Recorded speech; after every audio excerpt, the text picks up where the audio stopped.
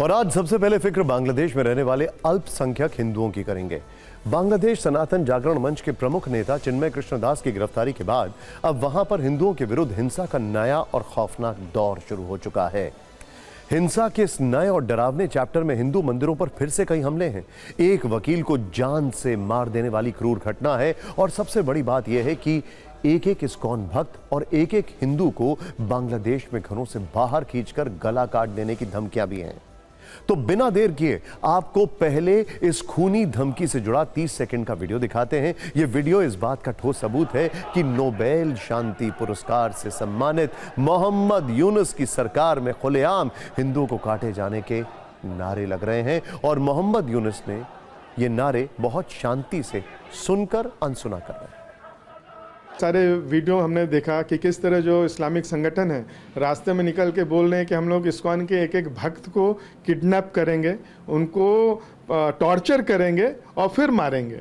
तो इस तरह के बहुत ही भयंकर भयंकर स्लोगन वो लोग कर रहे थे। स्पिरिचुअल ऑर्गेनाइजेशन जिसमें बड़े बड़े लोग जुड़े हुए हैं, पूरे विश्व में हमारे हर एक देशों में हमारे मंदिर हैं, हजारों मंदिर हैं। तो ऐसे संस्था के ऊपर में उंगली उठाना बिना किसी तथ्य के इलॉजिकल बात कहना, यह बहुत ही दुखद है। इन लोगों को शायद एक बात समझ में नहीं आ रही कि इस्कॉन खाली एक स्पिरिचुअल ऑर्गेनाइजेशन नहीं है। इस्कॉन एक सोच है, एक वे ऑफ लिविंग है, एक लाइफस्टाइल है। इसे कोई मार सकता है? आप सोचिए कि बांग्लादेश में जमाते इस्लामी के कट्टरपंथियों को अल्पसंख्यक हिंदुओं के विरुद्ध ऐसे खूनी नारे खुलेआम लगाने की छूट कहां से मिलती है? जाहिर उन्हें ऐसी धमकियों का डिस्काउंट यूनुस सरकार से मिला है। वो यूनुस सरकार जो चिन्मय दास की गिरफ्तारी पर यह तो कहती है कि इस देश में कानून का राज है और कानून के काम में सरकार दखल नहीं देती, लेकिन यही यूनुस सरकार जमात की कट्टरता देखकर भी खामोश है, बल्कि जिसको कहते हैं ना ब्लाइंड साइटेड है। और जवाब में हर बार यही कहती है कि हिंदुओं पर हिंसा को बढ़ा चढ़ाकर पेश किया जाता है। ऐसे में अब सवाल यह है कि बांग्लादेश के हिंदुओं की सुरक्षा कैसे होगी और कौन करेगा? क्योंकि चिन्मय दास की गिरफ्तारी के बाद वहां हिंदुओं के खिलाफ सिर्फ धमकी वाले नारों की बाढ़ नहीं आई है, बल्कि नए सिरे से घरों और मंदिरों पर हमले शुरू हो चुके हैं। जरा ध्यान से देखिएगा, हम आपको जो बताने वाले हैं। बांग्लादेश में कट्टरपंथियों ने सोनाली बाजार के मंदिर को बंद करने का अल्टीमेटम दे दिया। जमात के कार्यकर्ताओं ने 24 घंटे के अंदर इस्कॉन मंदिर को बंद करने की धमकी दे दी। ऐसा नहीं करने पर खौफनाक अंजाम भुगतने की चेतावनी दी है।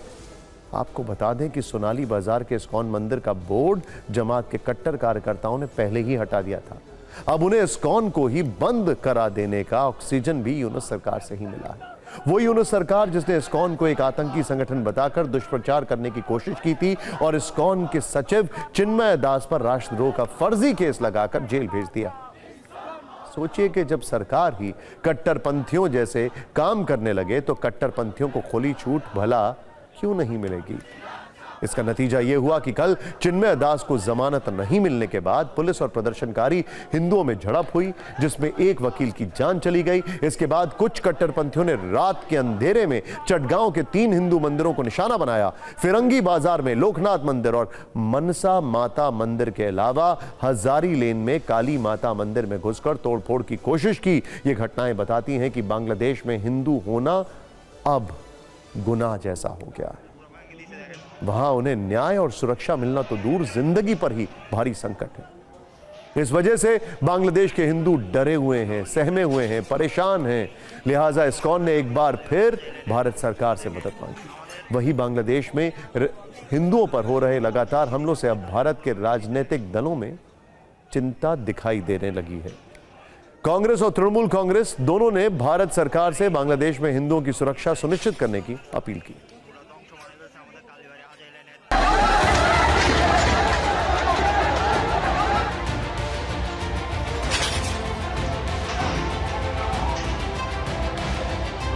We would not expect him to take such action which would further create more tension between the communities and fear. So we request the government of Bangladesh to please take care of their minorities, control the radical elements that ransacking your own country and its image. वहाँ भी पाकिस्तान की तरह कट्टरपंथी सरकार पे हावी हो गए हैं और ये संयुक्त राष्ट्र संघ को हस्तक्षेप करना चाहिए। हम चिंतित हैं वहां की सिचुएशन देखकर और हम पूरी तरह से उसकी भर्त्सना करते हैं और हम इस सरकार से अपील करते हैं कि गवर्नमेंट टू गवर्नमेंट आप इस पर बात करिए और इसका कोई समाधान खोजिए। देखो अगर कुछ होता है हमारे चिन्मय प्रभु जी का और हमारे हिंदू भाई बहनों का, बंगाल चुप नहीं बैठेगा, बंगाल के हिंदू चुप नहीं बैठेगा। If anything happens in Palestine, an entire ecosystem will echo their pain, whatever is happening. But when it happens in Bangladesh, no one responds. That's how. खबर यह भी है कि हिंदुओं की आवाज को दबाने के लिए यूनुस सरकार अब इस्कॉन पर बैन लगाने की तैयारी कर रही है। इस्कॉन पर बैन। आज एक कट्टरपंथी संगठन ने बांग्लादेश हाईकोर्ट में इस्कॉन पर बैन लगाने की मांग को लेकर एक याचिका दायर की। इस याचिका में संस्था पर बैन लगाने के साथ ही चटगांव में इमरजेंसी घोषित करने की भी मांग की गई। हाई कोर्ट ने इस याचिका को तुरंत स्वीकार कर लिया और कोर्ट ने सरकार से कल तक इस मामले से जुड़ी जानकारियां और इस्कॉन के खिलाफ की गई कार्रवाई को रिपोर्ट करने के लिए कहा है। कुल मिलाकर आप ऐसे समझ सकते हैं कि कट्टरपंथियों की मदद से जो सरकार चल रही है वो अल्पसंख्यकों की आवाज उठाने वाली संस्था को कट्टरपंथी संगठन कहकर बैन लगाना चाहती है और सीधे सीधे उसमें यह करने की हिम्मत नहीं है तो वो अब कोर्ट के रास्ते ऐसा करना चाहते हैं। वैसे हिंदुओं पर नए हमलों के बीच बांग्लादेश की केयरटेकर सरकार ने सफाई दी है। वहां के विदेश मंत्रालय ने कहा है कि बेहद दुख की बात है कि चिन्मया कृष्णदास की गिरफ्तारी को कुछ लोगों ने गलत तरीके से पेश किया है। बांग्लादेश सरकार फिर से यह दोहराना चाहेगी कि देश की न्यायपालिका पूरी तरह से स्वतंत्र है और सरकार उनके कामकाज में दखल नहीं देगी। अब बांग्लादेश में जहां शेख हसीना की चुनी हुई सरकार को सेना की मदद से हटा दिया गया, शेख हसीना को बांग्लादेश छोड़कर भागना पड़ा, वहां न्यायपालिका कितनी स्वतंत्र होगी, इस पर भी नोबेल शांति पुरस्कार देने वाली कमेटी को रिसर्च करना चाहिए और शांतिपूर्वक मोहम्मद यूनुस को यह रिसर्च भेज देनी चाहिए। चिंताजनक बात है कि वहां पर जुडिशरी, एडमिनिस्ट्रेशन और लोकल्स सब इकट्ठा होकर एक peace loving organisation, spiritual organisation के खिलाफ लामबंद हो चुके हैं। सोचिए, अब फिक्र में संभल फाइल्स को खोलने का वक्त आ चुका है। आज की संभल फाइल्स में एक दो नहीं 100 पत्थरबाजों के चेहरे उजागर होंगे। आज की संभल फाइल्स में पत्थरबाजी के नए और चौंकाने वाले वीडियो सबूत होंगे। आज की संभल फाइल्स में हिंसा से ठीक पहले तोड़े गए सीसीटीवी के जीवित साक्ष्य होंगे। आज की संभल फाइल्स में 7 एंगल से हो रही जांच के बारे में विस्तार से बताएंगे। आज की संभल फाइल्स में सियासी कलेश के नए चैप्टर होंगे। आज की संभल फाइल्स पूरे देश की फिक्र बढ़ा सकती है। आज की संभल फाइल्स ये सोचने पर मजबूर कर सकती है कि कैसे मंदिर मस्जिद विवाद में सैकड़ों की भीड़ ने देश के संविधान को ताक पर रखकर आगजनी, पत्थरबाजी और फायरिंग की। ये सारी बातें हम आपको संभल से रिलीज नई और परेशान करने वाली वीडियो सीरीज में दिखाने वाले हैं। लेकिन सबसे पहले आज का वो खास बयान जिस पर शायद ही किसी ने ध्यान दिया होगा। संभल हिंसा के बाद पुलिस ने यहां के सांसद जियारुर रहमान बर्क पर नामजद एफआईआर दर्ज की थी। उन पर संगीन आरोप है कि बर्क ने ही मस्जिद में नमाज अदा करने के बाद राजनीतिक फायदे के लिए भीड़ को प्रशासन के खिलाफ भड़काया था। इस पर सांसद महोदय सफाई दे चुके हैं कि वो उस रोज संभल में नहीं बल्कि बेंगलुरु में थे। लेकिन अब सांसद बर्क दिल्ली में हैं, संसद की कार्रवाई में भाग ले रहे हैं, तो आज यहां से उन्होंने संभल पर मणिपुर वाला नैरेटिव आगे बढ़ाना शुरू कर दिया। सांसद जियारुर रहमान बर्क ने कहा, और मैं कोट कर रहा हूं, जिन लोगों पर यानी पुलिस वालों पर हिंसा करने के आरोप हैं वही जांच कर रहे हैं। यह कैसे मुमकिन हो सकता है? संभल हिंसा की जांच हाईकोर्ट के सिटिंग जज से कराई जानी चाहिए। संभल को मणिपुर बनाने की कोशिश ना करें, संसद में इस पर चर्चा होनी चाहिए। अनकोट। पूरा देश शर्मसार है और देश नहीं पूरे दुनिया के सामने देश की जो छवि खराब हो रही है। मैं मांग करता हूं कि प्रधानमंत्री महोदय को आगे आना चाहिए और इसमें जाकर के हालात को देखें मणिपुर नहीं बनाए संभल को, मणिपुर के अंदर तो उन्होंने जाने की जहमत नहीं करी, लेकिन संभल का जो सूरत हाल हो रही है बहुत अफसोस की बात है। जो हट धर्मी तानाशाही चल रही है इस पर लगाम लगनी चाहिए। जो अननेम्ड FIR हुई है उनकी आड़ में लोगों को परेशान किया जा रहा है, टॉर्चर किया जा रहा है, उसको तुरंत रुकना चाहिए। ऐसी हमारी सारी माननीय सांसदों की मांग है, समाजवादी पार्टी के इंडिया गठबंधन की मांग है। बहुत बहुत शुक्रिया। वैसे बर्क साहब को ये तो मालूम ही होगा कि संसद में आज संभल को लेकर समाजवादी पार्टी के सांसदों ने ऐसा हंगामा किया, वेल में जाकर ऐसे नारेबाजी की कि सदन को स्थगित ही करना पड़ गया। बर्क भी उस समय वेल में मौजूद थे, लेकिन बर्क साहब को ये जरूर बताना चाहिए कि संभल को मणिपुर बनाने की कोशिश ना करे वाला बयान देकर उन्होंने शासन प्रशासन पर तो उंगली उठा दी, लेकिन वो ऐसे बयान देकर संभल के मुसलमानों को आखिर क्या संदेश देना चाहते हैं? क्योंकि संभल को मणिपुर कौन बनाना चाहता है, इसका जवाब वो पत्थरबाज हैं जिन्होंने मस्जिद के नाम पर फैली एक अफवाह के चलते पूरे संभल में हिंसा की स्क्रिप्ट लिख दी। उन सब की तस्वीरें कैमरे में रिकॉर्ड हैं, देखते जाइए आप। ऐसे 100 पत्थरबाजों की पहचान की जा चुकी है, 27 की गिरफ्तारी हो चुकी है, इसमें महिलाएं भी शामिल हैं। गिरफ्तार लोगों में 14 वर्ष की उम्र से लेकर 72 वर्ष के आरोपी तक शामिल, जिन पर गंभीर धाराओं में केस लगा है। अब तक कुल मिलाकर 12 FIR दर्ज हो चुकी हैं।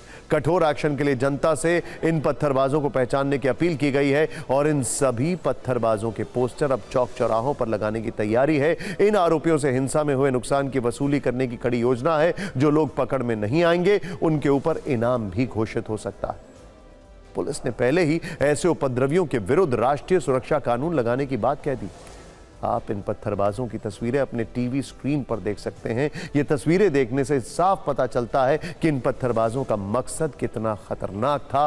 बेहद कम उम्र के युवाओं से लेकर बुजुर्ग तक इस पत्थरबाजी की घटना में शामिल थे और इस पत्थरबाजी का टारगेट वहां पर मौजूद पुलिस वाले थे। FIR के अनुसार ये पत्थरबाज उन पुलिस वालों की जान लेने पर आमादा थे। वैसे संभल से एक तस्वीर कल भी ऐसी आई थी जिसमें एक नकाबपोश इन्हीं पत्थरबाजों के बीच हाथ में असलाह लिए हुए भीड़ में मौजूद दिखा था।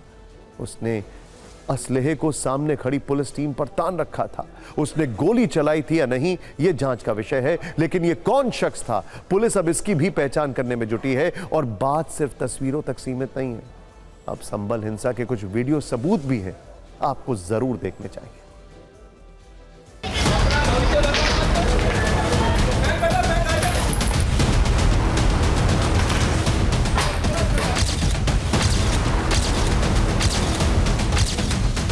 संभल हिंसा के मामले में जिला पुलिस और प्रशासन ने अपनी एक स्पेशल रिपोर्ट राज्य सरकार को सौंपी है, जिसमें पूरे हिंसा के बारे में जिक्र किया गया है कि आखिर हिंसा किस तरीके से शुरू हुई। इसके अलावा जो महिलाएं भी घरों के अंदर से पत्थरबाजी कर रही थी उनका भी जिक्र इस रिपोर्ट में किया गया है।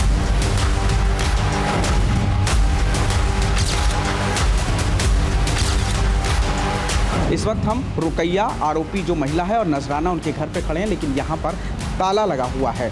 तमाम जो आरोपी हैं उनके घरों पर इसी तरीके से ताला लगा हुआ है। ये रुकैया का घर है जिसमें फिलहाल कोई नहीं है, और ये अगर आप देखेंगे तो ये नजराना का घर है और इसमें भी ताला लगा हुआ है। ये जो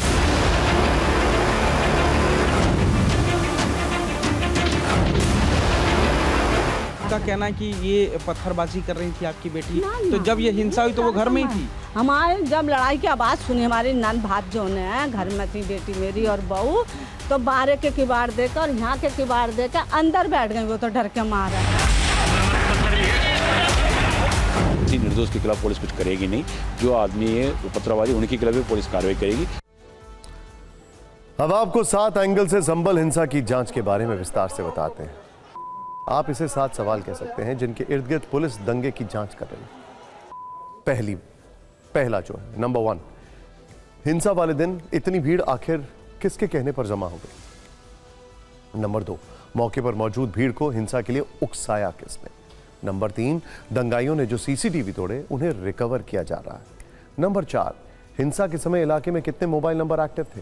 नंबर 5, 27 मोबाइल फॉरेंसिक लैब भेजे गए हैं। हिंसा की योजना कैसे बनी। नंबर 6, कई सोशल मीडिया हैंडलर्स की पहचान, पोस्ट किए गए वीडियो की जांच। नंबर 7, पुलिस हिंसाग्रस्त इलाके में स्थानीय लोगों के बयान भी दर्ज करेगी। खैर, फिक्र में अब बात राजनीति के अडानी दिवस की। कल संविधान दिवस था तो हमारे नेताओं की जुबान पर संविधान का जिक्र सबसे ज्यादा था। आज हमारे नेताओं ने इतनी बार अडानी अडानी जिक्र किया कि इसे आप राजनीति का अडानी दिवस भी कह सकते हैं, जिसकी झलक संसद के दोनों सदनों में भरपूर हंगामे के रूप में दिखी। संविधान दिवस के लिए हुए एक छोटे से ब्रेक के बाद आज जैसे ही लोकसभा और राज्यसभा में कार्रवाई शुरू हुई, विपक्ष ने अमेरिका में अडानी ग्रुप पर लगे भ्रष्टाचार और घूस के मुद्दे को उठा लिया। अडानी ग्रुप के चेयरमैन को गिरफ्तार करने की मांग करने लगे। हंगामे का पहला राउंड सुबह 11 बजे शुरू हुआ तो कार्रवाई 12 बजे तक के लिए स्थगित कर दी गई। लगा कि 1 घंटे बाद मामला शांत हो जाएगा, लेकिन 12 बजे दोबारा कार्रवाई शुरू होते ही फिर हंगामा होने लगा, जिसके बाद लोकसभा और राज्यसभा दोनों को कल तक के लिए स्थगित कर दिया गया। इसके बाद नेता प्रतिपक्ष राहुल गांधी सदन से बाहर निकले और साफ साफ कह दिया कि गौतम अडानी को गिरफ्तार किया जाना चाहिए। बहुत से लोग छोटे आरोपों में गिरफ्तार हुए हैं। अडानी ने हजारों करोड़ों रुपए की रिश्वत दी है। एक बार सुनिए राहुल गांधी ने अडानी ग्रुप और गौतम अडानी पर क्या क्या कहा।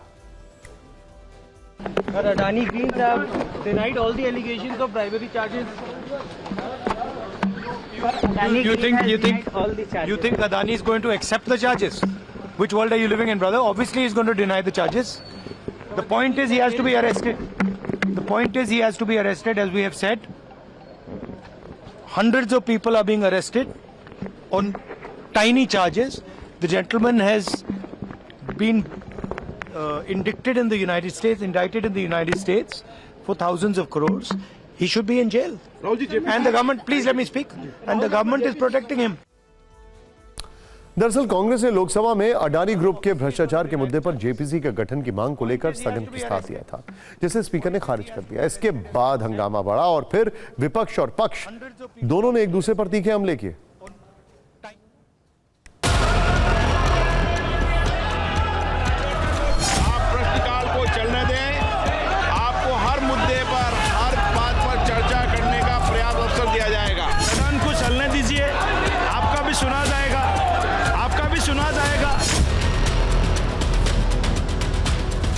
मोदी सरकार अडानी शब्द से डरती है, इसलिए बार बार राज्यसभा संसद को एडजर्न करना, कार्यवाही ना करना, ये राष्ट्रहित में कभी नहीं हो सकता। तो ये अडानी जी का नाम लेकर के बार बार ये विपक्ष का इस तरह का रवैया और स्पेशली कांग्रेस का पार्टी का रवैया बड़ा दुखद है और दुर्भाग्यपूर्ण है और देश की इस राजनीति के लिए अच्छा नहीं है, देश के लोकतंत्र के लिए अच्छा नहीं है। जैसे ही हम वहाँ पे खड़े होते हैं अपना बात रखने को, वैसे ही अडजर्न के दिया जा रहा है। जैसे ही बोलो अ दा तो वो समझ जाते हैं अडानी जी के चर्चे होने वाले हैं, इसलिए अडजर्न हो रहा है। Now will that evidence be made public? Will the Indian agencies be cooperating with the US agencies? Are we asking for information? Why is the Prime Minister so afraid to discuss Adani inside the parliament? That is what we want to know. संसद में हंगामे के बीच आज Adani group ने अपने ऊपर लगे आरोपों पर फिर सफाई दी है। अडानी ग्रुप पर आरोप थे कि भारत में सोलर एनर्जी से जुड़ा एक कॉन्ट्रैक्ट हासिल करने के लिए भारतीय अधिकारियों को करीब 2200 करोड़ रुपए की रिश्वत दी या देने की योजना बनाई गई थी। इस पर अडानी ग्रुप ने कहा है कि चेयरमैन गौतम अडानी, उनके भतीजे सागर अडानी और सीनियर एग्जीक्यूटिव विनीत जैन पर अमेरिका में रिश्वत से जुड़े कोई आरोप नहीं। कई मीडिया हाउसेस में चल रही खबरें पूरी तरह से गलत है, यानी अडानी ग्रुप ने उस खबर को ही खारिज कर दिया जिस आधार पर भारत में अडानी की गिरफ्तारी की मांग हो रही है। वैसे इन आरोपों के बीच आज भारत के पूर्व अटॉर्नी जनरल मुकुल रोहतगी ने एक प्रेस कॉन्फ्रेंस की और दावा किया न्यूयॉर्क कोर्ट के आरोप पत्र में एक भी नाम या डिटेल ऐसी नहीं है जिससे पता चले कि इस पूरे मामले में किसे रिश्वत दी गई है या वो किस डिपार्टमेंट से जुड़ा है। मुकुल रोहतगी ने कहा कि कुल 5 आरोप हैं जिसमें 2 आरोप प्रमुख हैं, लेकिन दोनों ही आरोपों में गौतम अडानी और उनके भतीजे पर कोई आरोप नहीं। पहला चार्ज है कि अमेरिका का कानून जो करप्शन का कानून है, करप्शन विदेश का कानून, अमेरिका में नहीं बाहर, उस चार्ज में कई लोगों का नाम है, लेकिन ना अडानी का नाम है ना उनके नेफ्यू का नाम है। चार्ज नंबर 5 में जो चार्ज है कि न्याय के रास्ते में बाधा डालना, ऑब्स्ट्रक्शन ऑफ जस्टिस, जो एक सीरियस ऑफेंस हो सकता है, उसमें भी ना मिस्टर अडानी का नाम है ना उनके भांजे का नाम है। कुल मिलाकर आरोप, दावे और सफाई के इस चक्र में भले ही नेता विपक्ष राहुल गांधी गौतम अडानी की गिरफ्तारी की मांग कर रहे हों, लेकिन निवेशकों ने अडानी ग्रुप पर खूब भरोसा दिखाया है। अडानी ग्रुप की सारी कंपनियों के शेयर आज रॉकेट की रफ्तार से ऊपर चढ़े। मतलब वहां पर आरोप लग रहे थे, दिल्ली में और बंबई में ये स्टॉक ऊपर जा रहे थे। मुंबई में अडानी एंटरप्राइजेस के शेयर 11.50% बढ़े। अडानी पोर्ट्स 6% से ऊपर, अडानी पावर 19% से ऊपर, Adani energy solutions 10%, Adani green energy 10%, Adani total gas लगभग 20%, अडानी विल्मर करीब 8% से ऊपर, अंबुजा सीमेंट 4% से ऊपर, एसीसी लिमिटेड करीब 4% के ऊपर, एनडीटीवी 9% के ऊपर। यानी पिछले कुछ दिनों में अडानी और अडानी ग्रुप के निवेशकों की कमाई, कम हुई कमाई फिर से और बढ़ गई है। हालांकि जब से अमेरिका में भ्रष्टाचार के आरोप लगे हैं, तब से कंपनी को भारी भरकम नुकसान भी हुआ है। नुकसान का आंकड़ा भी कंपनी ने आज बताया, ध्यान से देखिएगा। यह अडानी ग्रुप के मुताबिक घूसकांड के आरोप के बाद कंपनी को $55 बिलियन यानी भारतीय रुपए में 4,63,000 करोड़ का नुकसान हुआ है। इसके अलावा मूडीज और फिच जैसी रेटिंग एजेंसियों ने अडानी ग्रुप की कंपनियों की रेटिंग कम कर दी है। मूडीज और फिच ने अडानी ग्रुप की कुछ कंपनियों को स्टेबल से नेगेटिव कैटेगरी में रख दिया है। रेटिंग गिरने का नुकसान यह है कि अडानी ग्रुप को बाहर से फंड जुटाने में दिक्कत होगी। इस सब के बीच में अब एक ऐसी खबर जो हर मीडिया पर चर्चा का विषय थी। हम बात कर रहे हैं महाराष्ट्र की, और समझ गए होंगे इशारा क्या है। महाराष्ट्र के मुख्यमंत्री वाली फाइल खोलते हैं। इस वक्त देश के कोने कोने में एक राजनीतिक विषय खासतौर पर ट्रेंड कर रहा है। महाराष्ट्र का मुख्यमंत्री कौन होगा यह तो तय नहीं है, लेकिन यह पक्का है कि एकनाथ शिंदे अब सीएम नहीं बनेंगे। इसे लेकर तरह तरह के सवाल उठ रहे थे। आपने भी कुछ देखा होगा, कुछ विधायक और समर्थक अपने अपने नेताओं को कुर्सी के लिए प्रोजेक्ट जरूर कर रहे थे, लेकिन कोई बड़ा नेता बोल नहीं रहा था। आज कार्यवाहक सीएम एकनाथ शिंदे ने यह तस्वीर खुद साफ कर दी। उन्होंने दोपहर एक प्रेस कॉन्फ्रेंस की जो कि थोड़ा लेट शुरू हुई। हालांकि वक्त तो दोपहर 3 बजे का था, लेकिन इसमें लगभग 1 घंटे की देरी हो गई और शाम करीब 3:45 बजे के आसपास वो मीडिया के सामने आते हैं। 1 घंटे का विलंब क्यों हुआ ये तो एकनाथ शिंदे ही बता सकते हैं, लेकिन उन्होंने क्या कहा ये देखते हैं। एकनाथ शिंदे ने कहा कि सीएम पद पर बीजेपी का केंद्रीय नेतृत्व जो फैसला लेगा वो मुझे मंजूर होगा और बीजेपी के कैंडिडेट को हमारा पूरा समर्थन रहेगा। उनका यह वर्ड था कि हम कोई स्पीड ब्रेकर नहीं बनेंगे। हमारा मुख्यमंत्री पद पर दावा है, ऐसा कहना ठीक नहीं। मैंने पीएम मोदी और अमित शाह को फोन करके कहा कि मेरी तरफ से सरकार बनाने में कोई अड़चन नहीं होगी। मैं साफ मन का व्यक्ति हूं, अपने मन में कुछ नहीं रखता। मैं नाराज नहीं, लड़ने वाला व्यक्ति हूं। बल्कि उन्होंने कहा मैं नाराज नहीं, काम करने वाला व्यक्ति हूं और लड़ने वाला व्यक्ति। आपको पहले उनके बयान का कुछ अंश सुनाते हैं, फिर आपको यह भी बताएंगे कि जिस वक्त ये प्रेस कॉन्फ्रेंस चल रही थी उस वक्त दिल्ली में किस तरह की सियासी हलचल। मोदी जी है, अमित भाई है, तो उनको कहा कि मैंने अमित भाई जी को भी फोन किया, मोदी जी को भी फोन किया। सरकार बनाने में हमारी तरफ से कोई भी रुकावट, कोई भी अड़चन, कोई भी कुछ भी किसी भी तरह का अड़ंगा नहीं है। आप बेशक आप निर्णय ले लो, उस निर्णय की तामील हो जाएगी।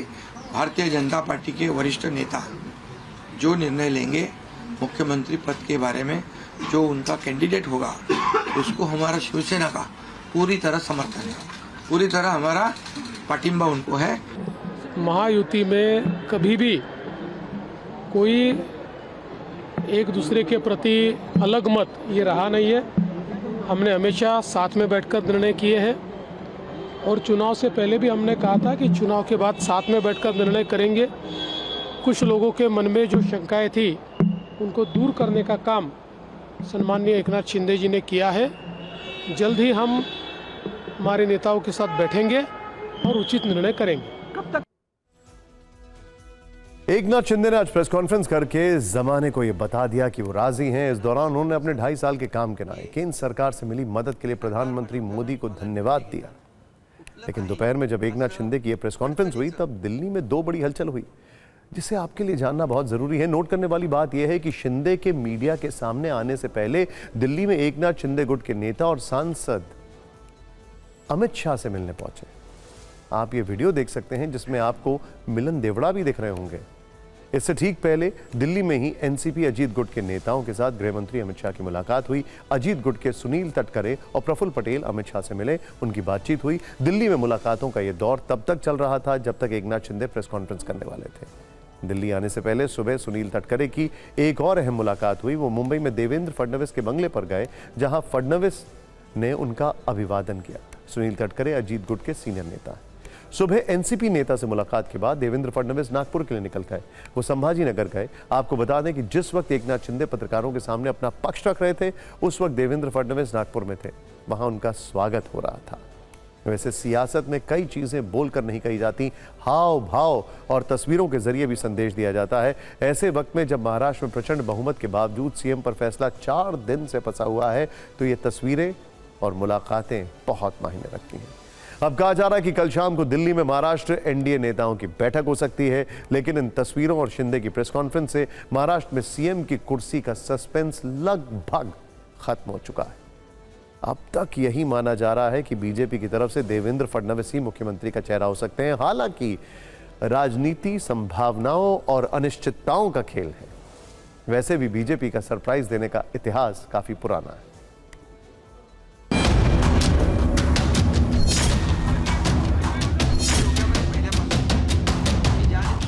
एकनाथ जी की भूमिका ये स्वयं स्पष्ट है, महायुति को मजबूत करना है, एनडीए को मजबूत करना है, जनता को दिए हुए आश्वासनों को पूरा करना है। ये महाराष्ट्र के लिए और आने वाले महाराष्ट्र के विकास के लिए, सभी समाजों के लिए, सभी विकास के एजेंडा पूरे करने के लिए महत्वपूर्ण है।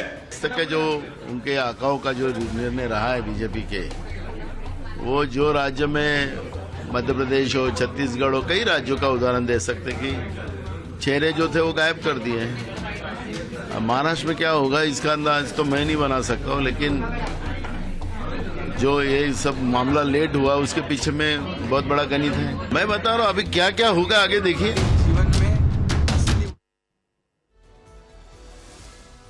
कल शाम दिल्ली में देवेंद्र फडणवीस, एकनाथ शिंदे और अजीत पवार गृह मंत्री अमित शाह से मिलेंगे।